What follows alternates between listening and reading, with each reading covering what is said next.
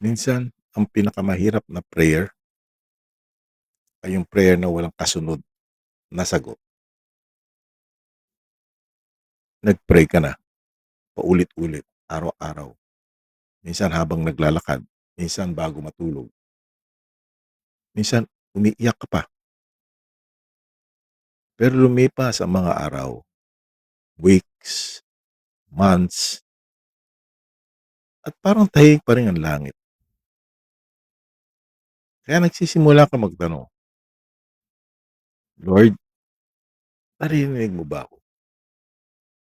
May ginagawa ka pa ba? O baka kailangan mo lang gawin ang sarili kong paraan? At dito maraming tao ang sumusuko. Hindi dahil wala silang faith,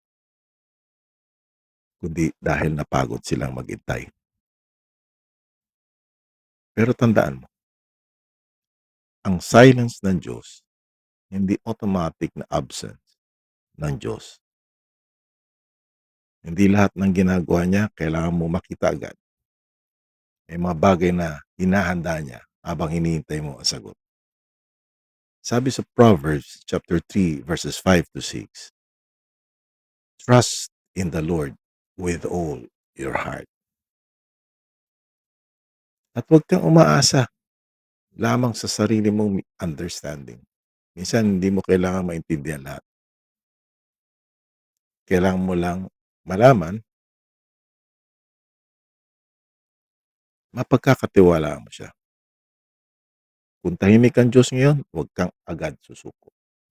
Baka hindi pa tapos ang story. Baka may ginagawa siya na hindi mo pa nakikita. Keep praying, keep trusting, keep walking. Darating din ang araw, maintindihan mo kung bakit kailangan mo maghintay.